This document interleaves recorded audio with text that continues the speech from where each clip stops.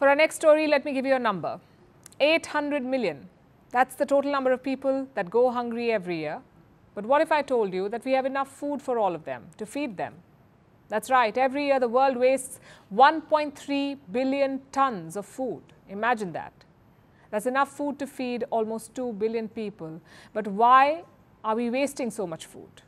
Is overconsumption the biggest culprit here? And what can we do to reduce it? Our next report tells you. Convenience stores. They are an urban oasis, a one-stop solution for everything. Need a midday snack? Go to a convenience store. Need emergency toilet supplies? Go to a convenience store. In Japan, convenience stores are like a lifeline. They are open 24/7 for 365 days. And it's a huge industry that's almost worth $77 billion a year. But this convenience comes at a price. Yes, it's an appealing business model, but it's also linked to this. Massive wastage of food. Take sushi rolls, for example. It's a Japanese staple and a popular snack at convenience stores. Japan's 55,657 convenience stores threw out 947 121 ihomaki rolls.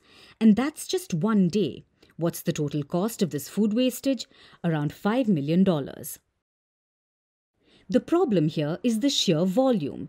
Convenience stores stock a variety of items because they must cater to every need of the customer. But that means a lot of this food is unsold. But unlike bigger shops, say a supermarket, they have less capacity. So they can't store much surplus. And that means more waste. Look at the numbers in 2020. Japan's major convenience stores threw away around $30,000 of food per shop. When you add up the numbers, it's staggering. Nearly $2 billion of food is thrown away every year. And it's almost ironic given Japan imports 63% of its food. But Japan is not alone in doing this. Food wastage is a global issue, and every country is guilty of it. Roughly a third of the world's food is wasted. That's 1.3 billion tons every single year. Now this food wastage happens in two stages. One, during production. In developing nations, this is a huge cause of food wastage. 40% of losses occur at post-harvest and processing levels. Then comes the loss at the retail sector. Nearly 35% of food is simply thrown out by supermarkets, shops and households. Most of it is perfect for consumption. And it happens majorly in developed nations. 40% of their food loss happens at retail and consumer levels. Consumers in rich countries waste almost as much food as the entire net food production of sub-Saharan Africa each year. Imagine that. All this wasted food can feed around 2 billion people. That's 1/4 of the global population. This is criminal because globally around 800 million people face hunger every year. So even if some of this food is not wasted, it can eradicate global hunger. And that's what countries aim to do. But reducing wastage won't be an easy task.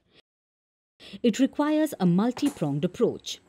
For convenience stores and restaurants, it means better inventory management systems where stocks are stored more efficiently, thus reducing the volume of unsold goods.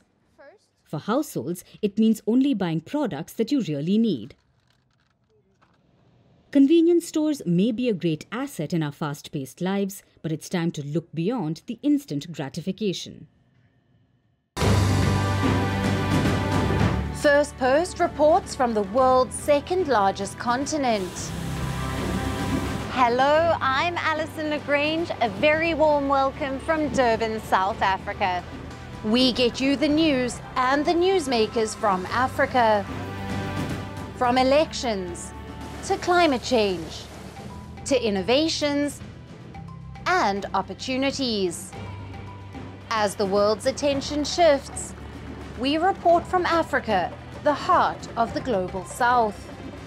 Join me every weekday live on Firstpost.